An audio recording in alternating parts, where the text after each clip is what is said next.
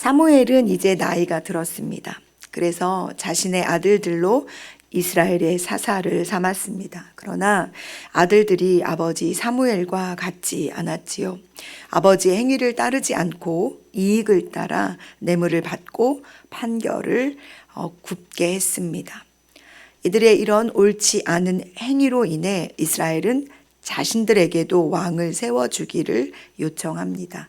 사무엘상 8장 6절에서 이 일에 대해서 사무엘이 기뻐하지 아니하였다고 기록하고 있습니다.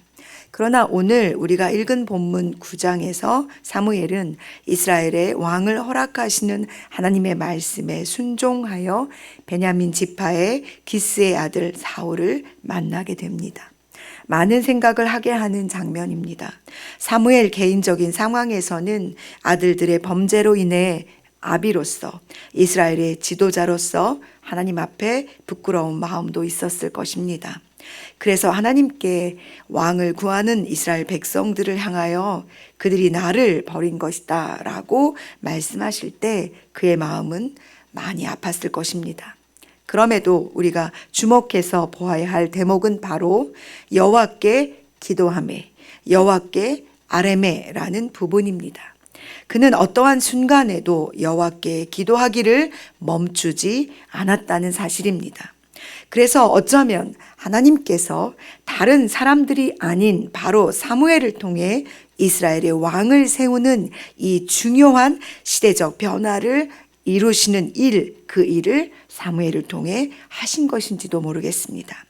사랑하는 여러분, 부모로 자녀들의 죄악된 모습을 보는 일, 나아가 그 일이 시작점이 되어서 하나님이 다스리던 이스라엘이 사람이 다스리는 왕이 다스리는 시대로 변화하게 되는 그 시작점이 되었다는 사실은 하나님의 사람으로 참으로 고개를 들지 못하는 죄스러운 일일 수 있습니다.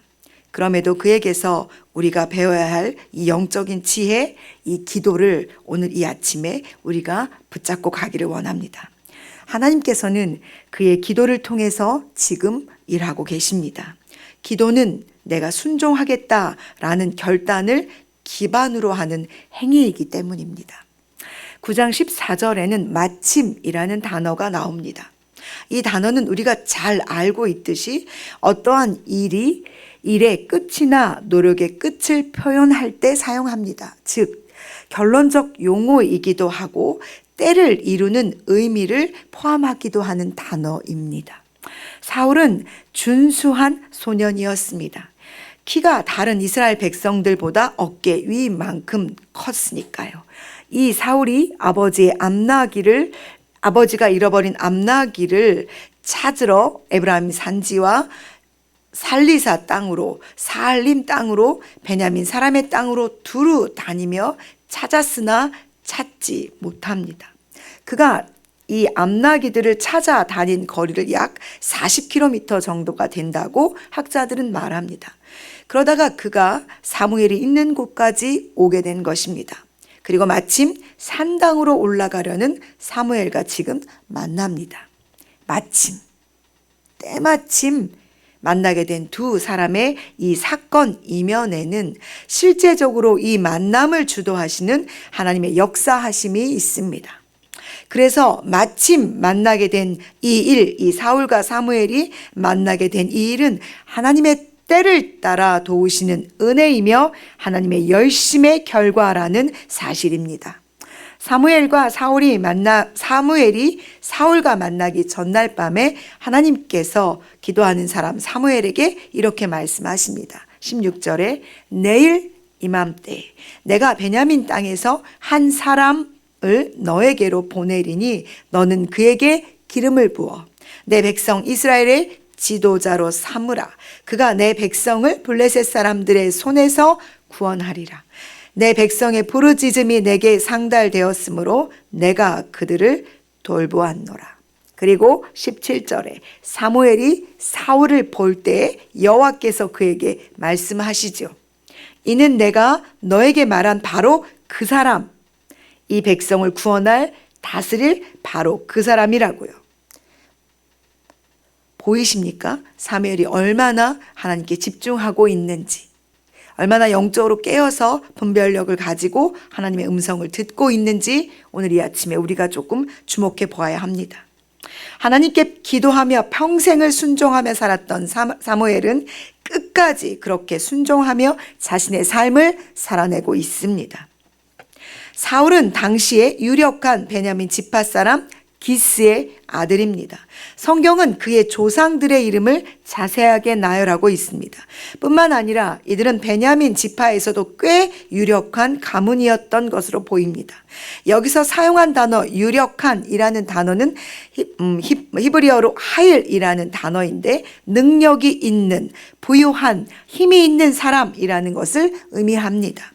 즉 그의 배경이 되는 가문이 제법 좋은 집안의 사람이었으며 그의 외모도 이스라엘에서 그를 따라갈 수 없을 만큼 준수한 사람이었다는 것입니다. 이런 그가 20절에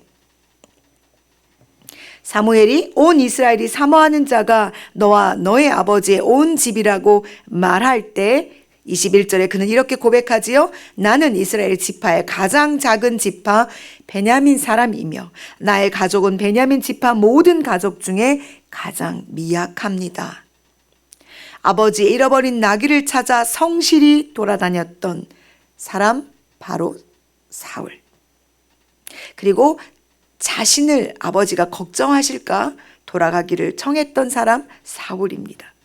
그리고 사환의 말에 귀를 기울여 사무엘을 만나러 간 사람이 바로 사울입니다. 자신을 낮추는 겸손도 가지고 있었던 사람이 바로 사울입니다. 하나님께서 이스라엘의 첫 왕이 되게 하신 사람이 바로 사울이고 이 사울을 만나 그에게 기름을 부을 사람은 기도의 사람 사무엘이었습니다. 이 두 사람이 하나님의 때에 하나님의 은혜 아래서 만난 것입니다. 그리고 이스라엘은 새로운 시대, 새로운 역사를 지금 시작하게 됩니다. 사랑하는 여러분, 우리는 모두 하나님의 때를 따라 살아가는 사람들입니다. 이 놀라우신 하나님의 때를 한결같이 예민하게 기억하며 그 때의 능력을 누리며 사는 사람들이 바로 우리여야만 합니다. 하나님의 때를 살아가는 사람들의 특징은 매 순간 기도하며 하나님의 음성 듣기를 주저하지 않습니다. 그리고 그 때가 찾아오면 절대 놓치지 않지요. 새로운 하나님의 역사의 한 페이지를 장식하는 사람들이 바로 하나님의 때를 따라 사는 사람들입니다. 오늘 우리는 하나님의 때를 또 살아갑니다. 하나님께서 오늘 우리를 통해 하나님의 새로운 시대를, 새로운 역사를 이루어 가시기를 깨어 기도하며 하나님의 때, 하나님의 역사의 한 페이지를 장식하시는 여러분과 제가 되기를 간절히 소망합니다. 기도하시겠습니다.